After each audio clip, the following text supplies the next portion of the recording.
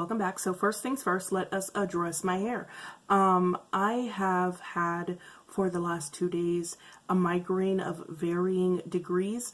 It's starting to go away, but only in like the last 30 minutes because I took like 4 Motrin 800. So if you see me pass out on camera, that's what happened. It's starting to go away, but when I have a migraine, I can't pull my hair back. No kind of pressure at all on my hair, even a scrunchie or just one of those little clippy thingies. Any kind of pulling back of my hair intensifies the migraine. And also my lights are lower than they normally are because my eyes are already light sensitive, and then when I have a migraine, they become even more so. So that's what's happening here right now. This is going to be a pretty short video, I believe, because I do believe that February was the month that I did not really get that much stuff, and I didn't really review that much stuff. So I think this is going to be a pretty short video. So this is aftermath number 3, all the products from the month of February. So if you want to see that, stick around, and while you're sticking around, maybe hit that subscribe button real quick. Give this video a thumbs up if you like it, and leave a comment below in the comment section on anything, because I just want to hear you talk. Well, yeah, talk. Alright guys, so if you want to see that, go ahead and stick around, and it'll be coming up right now. Alright, so for the month of February, oh my gosh, my phone is not plugged in, it's about to die, oh no! Okay. Alright, anyway, so for the month of February, I only did about 6 reviews, I believe, so it's really not a whole lot. So I did, is that right? That seems very not right. I don't know. Let me make sure. Oh, yeah, so that is actually right. What happened is I made a bunch of videos that weren't review videos. They were talking about other things. Oh god, why do I always have stuff in my eye? Okay, so like I was saying, I did have more than 6 videos, but 6 of the videos were review videos. The other videos for that month were talking about other things. So let us start off with the things that I kind of feel like February is a little bit of a bust. So let us start off with, well, maybe not. Oh god, so indecisive. Actually, February was pretty good. Let's, alright, let's talk about February. So February, I'm going to put all 3 of these together because they're from the same brand. I had gotten 3 dupes of ABH palettes from Bad Habit. I bought them from Shop Hush. These are when these palettes were still $10. They are now $14. I had gotten the Subculture and the Prism dupe. And I had also gotten the Artistry by Mario, the ABH Masterclass by Mario, dupe. Did I say that right? Did I say that right? I think I said that right. Okay, so yeah, so I got 3 ABH Bad Habit Artistry palette, which was the dupe for the ABH Masterclass palette by Mario. If you guys remember, I didn't really care for that palette. I didn't find the pigmentation to be great, and also the colors were kind of whack. Like, they were kind of everyday boring bland colors, and I didn't really care for the palette overall. I just didn't like the pigmentation or the textures or anything about those palettes. And once again, I'm always going to link the videos below so you can see for yourself. So that palette was a bust then, and my mind hasn't changed. I haven't used it since. It's sitting somewhere. I have no idea where. Bad Habit dupes for Subculture and Prism that I got. I forgot what they were called. What are they called again? Aura and I can't remember what the other one is called. It's Aura and the other one. You guys know, the video will be below. I actually still use those, but I did find when I first initially using both of those palettes, I found that they didn't have a whole lot of fallout, but subsequently every other time that I've used them, I've gotten more and more fallout. Like, I don't know if it's because I'm coming towards the middle of the palette or the end of the palette, but every single time I've used it after that, the fallout has increased. So that's something to keep in mind. It's not like, oh my god, overwhelming, but it is something to keep in mind if you're deciding to get this palette. When I first used it, there was no fallout, but as I continue to use them, there is more fallout. But you know, the colors still perform wonderfully. They're still very pigmented, easy to blend.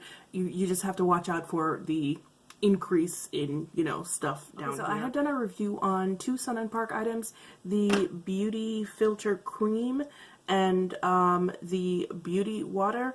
And I had said that I liked the Beauty Water, but if you remember correctly, the Beauty Filtr Cream caused some textural issues almost instantly from using it. So I actually wound up returning the Beauty Cream. I did keep the Beauty Water, and like I said, I did like it, and I still do like it, but I use it very, very sparingly because the tingling, burning sensation that I had felt with the Beauty Cream, I started to feel that a little bit after. So that was like February, and we're in what, where are we, in September now, and I still have this much left in it. And when this is finished, I'm probably not going to repurchase it because I just don't trust this product. I feel like every time I use it, I get not necessarily a breakout, but my skin gets like slightly irritated from it. Like, I'm not the lightest chick, but when I use it like on my cheeks to take off makeup, my cheeks will turn red. So yeah, I liked it initially. I don't care for it now, and I am definitely not going to be repurchasing it when I run out of that.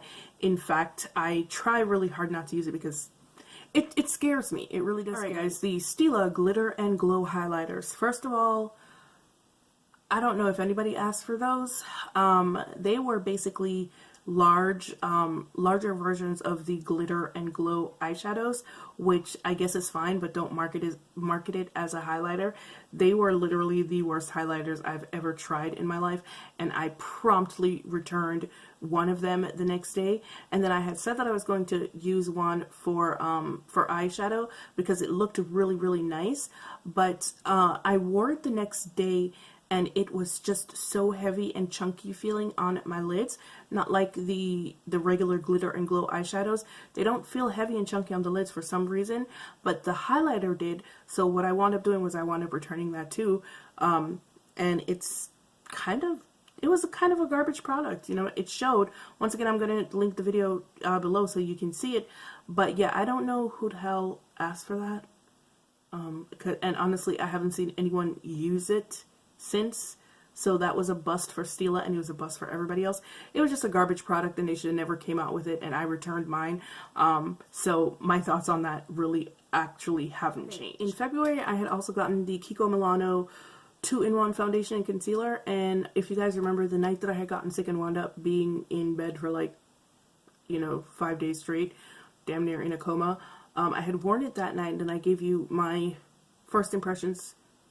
Well, not first impressions, but like I gave you my review a couple of days after I was able to get out of bed, and a demo, and I will link the video below.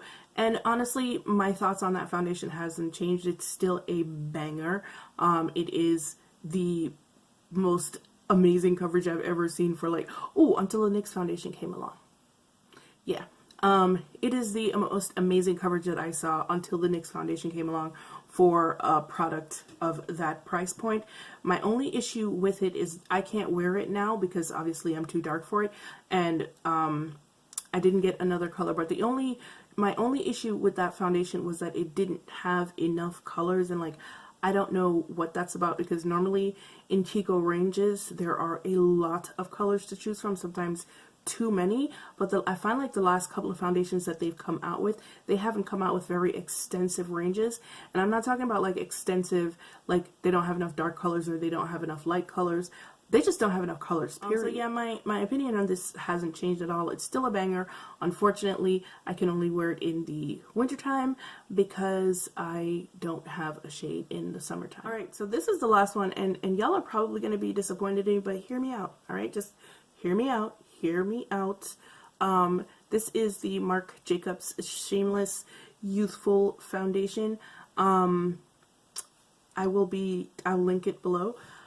So I actually really like this foundation. If you guys remembered, I had tried it. I tried it twice actually in the same video, because the color that I got was a what was it, Y440. I built up because the color kind of scared me. I didn't know if it was too light. And then I built it up with the other color that I mixed it. I think it was Y500 or something, and I liked the results of that, and I did like the foundation a lot, and I did wear it a couple of times, and I didn't mix it the other 2 times that I did. It was fine. It was actually fine. I was just being paranoid, but my problem was that for what it was, for how much it cost, it was really very, very light coverage, and that's weird coming from someone like me because I only really like medium coverage. One of the things that I did find, and I don't remember if I told you guys in the video or not, was it's a little bit hard to, it was a little bit hard to blend. It didn't glide very well. It was supposed to be a self-setting foundation, and like I said, that might have been part of it, but the more that I wore it, the less I wanted to work. And you guys know I'm pretty lazy, so I didn't want to work that hard for a foundation. So the more I thought about it, I was just like, because I wore it for like a week straight, and then I was just like, yo, I'm tired. I'm not doing this anymore. I'm like really tired because like I said, it didn't blend well all the time. It didn't glide. So sometimes there would be patches here that didn't blend in, and then there would be patches here. And after a week, I was just like, yo, I don't want to do this anymore. So I put it down and I didn't wear it, and I started looking at it and I'm like, why is this still here? Like, for real, why is this still here? So I picked it up and I took it back to Sephora. It was a really nice foundation, but not for how much it costs, is basically what it comes down to. It was a very nice foundation, but it, to me, in any case, it wasn't worth what it costs. Like, if I could find it somewhere for cheaper, then I'll definitely get it again. But for $44, was it $44? It might have been more, I don't remember. But for how much it costs, I was just like, nah, I'm not trying to work with it. And lately, that's kind of been my thing, yo. I'm not really trying to work with stuff. Like, if you want me to pay money, I'm not trying to work with it. I'm just not. Like, there's no reason for me to work with it if I'm paying you like $50. Like, stop. Alright guys, like I said, that was going to be super short. Can you guys tell I'm feeling better? That Motrin is kicking in. My headache is like this much of what it used to be. I think I might also be a little bit loopy because I took so many Motrin. But anyway, yeah, that's it. Only 6 products. Like I said, for the rest of the month I had been doing like other stuff. Like, wait, no, for the rest of the month I was sick. That's what happened. I was sick as a dog. Alright, so 6 problems. 6 products. You have my thoughts on those products. And once again, if my hair has traumatized you, my apologies. Yeah, my apologies. But was this fun? It was fun for me. Alright guys, thank you once again for joining me for yet another Aftermath video where I tell you if the things that I liked are still things that I like.